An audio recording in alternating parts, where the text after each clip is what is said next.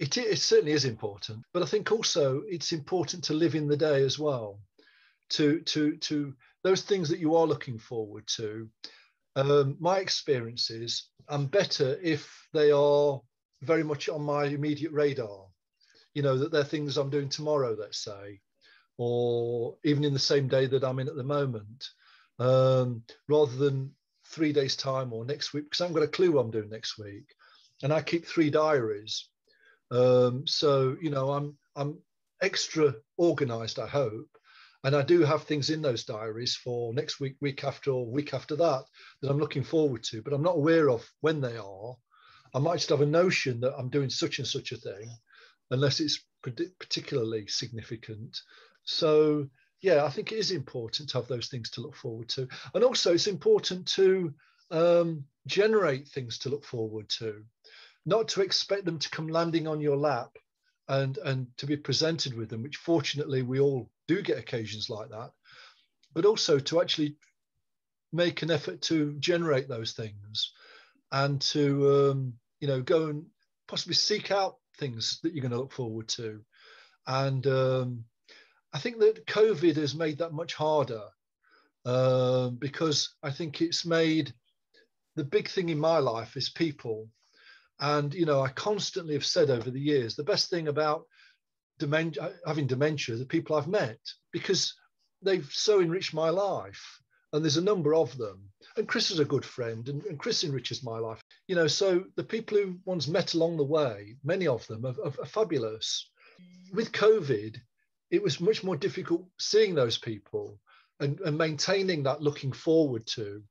I think Chris as well would spend a lot of time traveling up to London, say, or Chris was doing his MSnap stuff all over the country, and you know, we would be going here, there, and everywhere before COVID, and I set up this notion of what we call a debrief.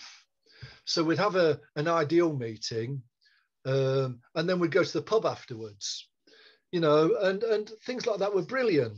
And because it builds teamwork as well, and it builds relationships, and it builds friendships, and it builds trust, so that when you go back and the next time when you're in those formal events or you're doing a conference somewhere, your wingman or your wingwoman or your buddy knows you, and you have each other in mind.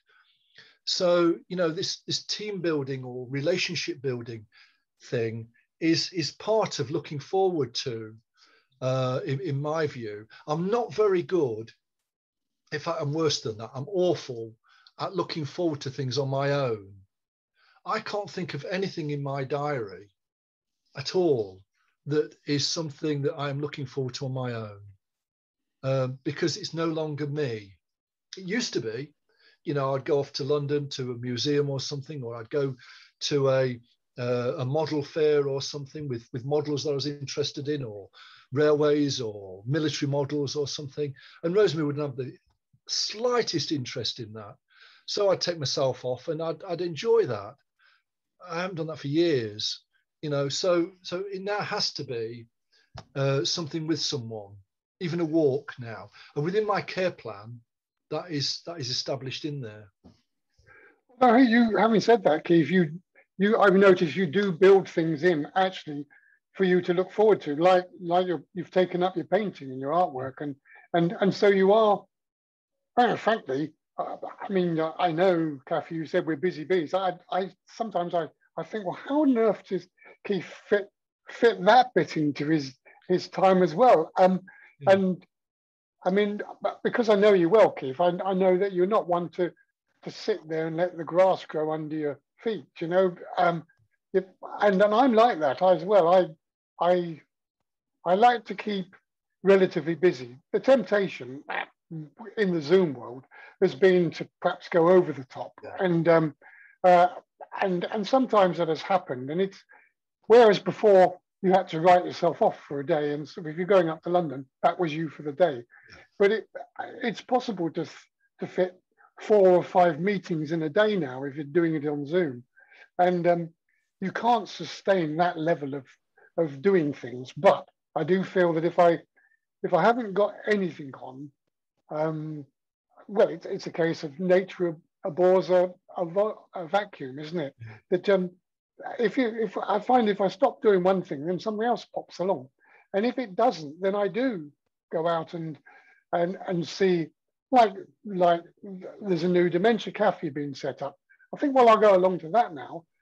It is important to keep myself busy, and like with my banding, I get my wrist slapped now and then because um I I don't mind helping other bands out, and sometimes I get up to 5 days a week. I'm playing somewhere, and then my wife slaps my wrist and says, "Look, we agreed twice a week." And I go, "Oh yeah, you did right." And then, but it creeps up because I have difficulty saying that word. No, it comes out yes, and but because I so thoroughly enjoy doing it, I don't find that a trial. I mean, I am tired the next day, and if I do too many, then it does really tire me out. But it gives me a purpose each day to go forward, and you know, keep myself busy. Every day is valuable. I feel now to us. We've got to make the most of every day that we can. Yeah, that's true. And I think also it's a case of use it or lose it as well. You know, the more you stimulate your brain and the more you remain physically active, the better you are. And the thing you said about the artwork, Chris, and you know, I get a lot of pleasure out of that, surprisingly so, because I'd never done it until a few months ago. But one reason I do it is because I'm part of a group as well. So it does have the social element to it. I'm not sure that I would carry on if I was on my own doing art. I might, but I wouldn't have the same enthusiasm, and I wouldn't look forward to it. I would have to, and this is the phrase we're talking, looking forward to something. I like celebrating what other people do as well. I like seeing their efforts, and I like commenting on their efforts positively and encouraging them, because that's in my DNA anyway from teaching, I suppose. But you know, and it's genuine and it's sincere. I do like looking at and celebrating other people's work, and maybe even, you know, showing off what I'm doing as well. So there's that to it. And then similarly with the writing, you know, writing is a solitary exercise in one respect, but it is actually a communal exercise if you do it in a group. You know, I think to myself, I'm gonna look forward to this, and I'm gonna do it. Yes, it's a kind of driver. Or better still, I'm looking forward to this, and we're gonna do it. Yeah, no, and I'm so glad that you said about being able to have even something else in the same day and look forward to it, because I think there is this misconception that it has to be far away in the future, and of course it doesn't.